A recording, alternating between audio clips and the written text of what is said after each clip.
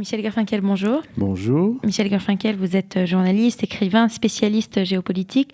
Il y a 3 jours, le monde s'est réveillé devant des images affreuses d'une attaque chimique en Syrie, sur Douma, sur Dourma, pardon. Eh bien, hier matin, nous sommes réveillés avec l'annonce d'un bombardement sur l'aéroport militaire de Tias, toujours en Syrie. La Syrie a tout d'abord accusé les États-Unis, puis a accusé Israël. Et il faut dire que, alors qu'il y a quelques mois, les Israéliens avaient, oui, revendiqué une attaque sur cette même base militaire, cette fois-ci, c'est le silence du côté israélien. Pourquoi, à votre avis, les Israéliens l'avaient revendiqué à cette époque et aujourd'hui, non ? Parce que je crois qu'on est monté d'1 degré dans l'escalade. Et quand je dis d'1 degré, peut-être de 2 degrés ou de 10 degrés. La grande nouveauté, c'est l'implication russe dans cette affaire. Tout le monde savait que les Russes étaient les alliés de l'Iran, les protecteurs de la Syrie, donc indirectement aussi les protecteurs du Hezbollah au Liban. On savait qu'il y avait donc une alliance de ce type. Mais maintenant, ce que nous voyons, c'est que la Russie, non seulement est une protectrice de loin, mais devient un allié de près, puisque la Russie a affirmé que le bombardement au gaz que vous mentionniez il y a un instant, en fait, ne s'est pas produit, qu'en fait c'est une fausse information. Donc elle nie totalement la responsabilité de la Syrie, et donc elle présente toutes les réactions possibles à ce crime comme en fait des attaques contre son protégé syrien, qui est aussi l'allié de son allié iranien. Dans une telle situation, si Israël, à supposer bien entendu qu'Israël soit réellement l'auteur de l'attaque, à supposer, et le seul auteur de l'attaque, il y a beaucoup de points d'interrogation pour l'instant, revendiquer cette attaque, c'est défier directement les Russes. Les Israéliens ne souhaitent pas défier directement les Russes. Il y a depuis un certain nombre d'années des relations stratégiques complexes entre une Russie de plus en plus présente dans la région et de plus en plus proche des ennemis d'Israël, mais qui par ailleurs a accepté de manière répétée de donner des garanties de sécurité à Israël. La Russie est l'amie des ennemis d'Israël, mais elle n'est pas ouvertement l'ennemi d'Israël. Donc les Israéliens, jusqu'à présent, n'ont jamais voulu défier directement la Russie. Et je pense que c'est la raison pour laquelle, si les Israéliens sont bien les auteurs de cette opération, ils n'ont pas voulu la revendiquer explicitement. Alors, il y a quelques jours, on a eu un sommet à Ankara où, entre Poutine, donc le président russe, le président turc Erdogan et le président ou le chef, le leader suprême de l'Iran, Rouhani. Est-ce que vous pensez que ce sommet pourrait en fait avoir provoqué une réaction israélienne ? Je ne sais pas si ce sommet a provoqué une réaction israélienne, mais il est certain que ce sommet s'est produit au moment où se déroulait l'attaque contre des civils avec des gaz, et donc elle a une signification en termes politiques. D'abord, nous voyons émerger une situation qui rappelle directement celle de la guerre froide, c'est-à-dire une situation bloc contre bloc. Il y a d'une part un bloc dominé par la Russie, comprenant l'Iran, comprenant la Syrie, comprenant le Hezbollah qui lui-même contrôle le Liban, et c'est ça la chose nouvelle, apparemment, la Turquie, qui est théoriquement un allié des États-Unis et théoriquement toujours un membre de l'OTAN, en fait, la Turquie aurait rejoint le bloc dominé par les Russes. En face, qu'est-ce que nous avons ? Nous avons Israël, nous avons les pays arabes sunnites qualifiés de modérés, en tout cas qui considèrent que leur avenir passe par un rapprochement avec l'Occident, avec les États-Unis et avec Israël. Et il y a une un grand point d'interrogation sur les Européens qui ne sont pas loin. Après tout, il y a des pays membres de l'Union européenne tels que Chypre ou la Grèce qui sont pratiquement sur la ligne de front. Le président Macron a eu des propos selon lesquels la France était prête à intervenir pour punir les auteurs d'une attaque au gaz contre les civils. De toute manière, toute attaque au gaz est une attaque qui est un crime. d'Obama. Alors c'est la ligne rouge d'Obama, et je crois qu'on assiste en ce moment à, en quelque sorte, une répétition de ce qui s'est passé il y a quelques années. C'est-à-dire qu'il y a quelques années, il y a eu une provocation au gaz. Obama a dit « c'est une ligne rouge, s'il y a réellement eu emploi de gaz, nous allons intervenir ».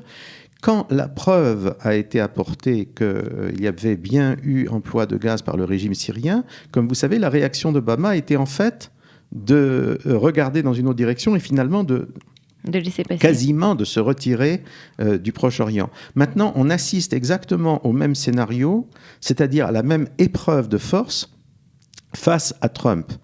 Alors, est-ce que vous pensez justement que les États-Unis aujourd'hui, qui ont donc à leur tête Donald Trump, vont changer de politique et vont cette fois-ci plus s'impliquer dans la région ?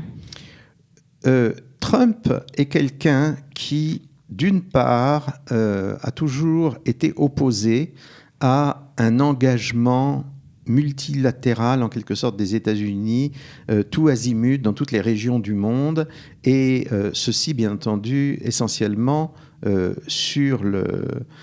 aux frais du contribuable américain. Il a toujours estimé qu'une telle politique était une politique qui, à terme, n'avait aucun sens, puisque tout le monde se reposait sur les États-Unis, plus personne ne faisait d'efforts de défense, et les pays même qui s'appuyaient sur les États-Unis n'hésitaient pas à attaquer les États-Unis sur d'autres plans.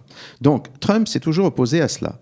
Mais par ailleurs, Trump est tout de même, en même temps, un nationaliste américain. C'est-à-dire que Trump, tout de même, pense qu'il est très important que les États-Unis restent la plus grande puissance mondiale. Il est très important que les États-Unis jouent un rôle en faveur de leurs amis dans toutes les régions du monde, et en particulier au Moyen-Orient. Il est notoire qu'il y a eu un rapprochement entre l'administration Trump et les pays sunnites, l'Arabie saoudite, les pays du Golfe, l'Égypte du maréchal Sissi. Et il est notoire également qu'il y a des relations extrêmement étroites et chaleureuses entre l'administration Trump et Israël. À cela s'ajoute un autre fait, c'est que, comme vous savez, il y a quelques jours, Trump a nommé un nouveau conseiller pour les questions de sécurité nationale, un nouveau président du Conseil national de sécurité. Et ce nouveau président, c'est John Bolton.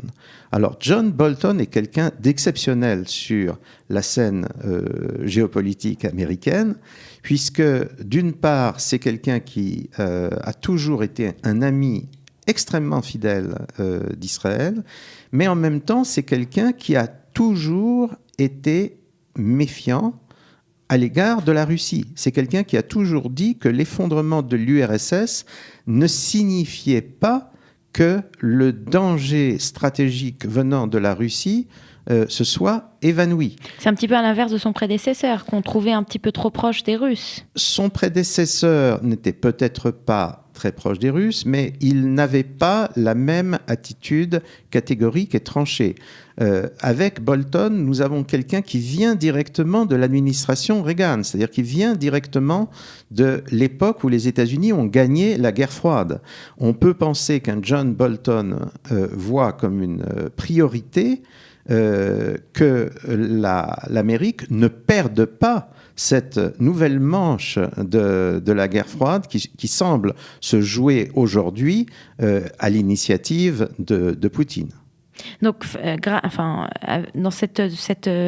dans dans ce nouveau jeu entre guillemets, avec ces nouveaux joueurs, on va dire ça plutôt comme ça, avec Bolton à la Maison Blanche, avec cette nouvelle alliance à Ankara, est-ce qu'on peut s'attendre, oui, à une escalade de violence de façon directe ou de façon indirecte à côté de chez nous, à 250 km de Jérusalem? C'est une épreuve de force. L'épreuve de force, c'est quand on joue pour voir qui a le bras le plus fort, n'est-ce pas? Qui a le bras le plus long, oui. Voilà, donc c'est le jeu auquel jouent les enfants et jouent les adultes. C'est cela qui est en train de se passer. Depuis quelques années, la Russie de Poutine joue au poker avec les Occidentaux et elle a le sentiment de gagner à chaque fois.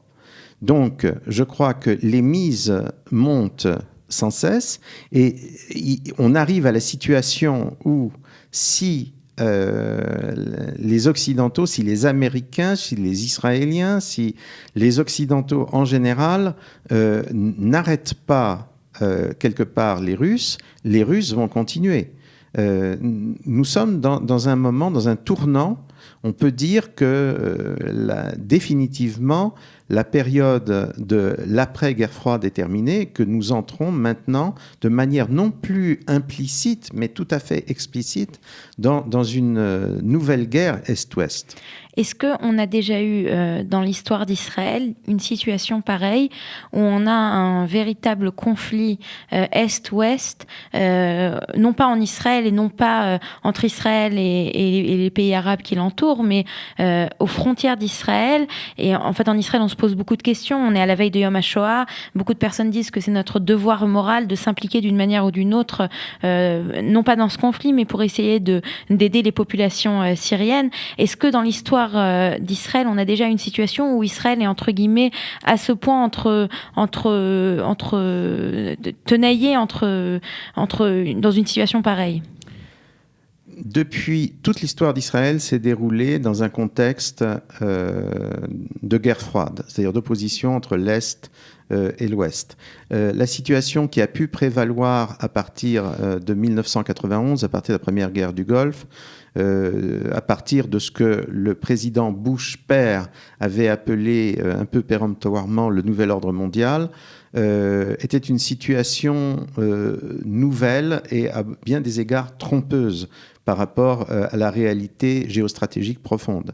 En réalité, depuis l'indépendance d'Israël jusqu'à 1991 et dans une certaine mesure après, Israël s'est toujours mu, a toujours joué dans un environnement où il y avait un affrontement entre des superpuissances. Mais cette fois-ci, on entre dans quelque chose à nouveau de très très difficile, puisque Israël est directement en ligne de front.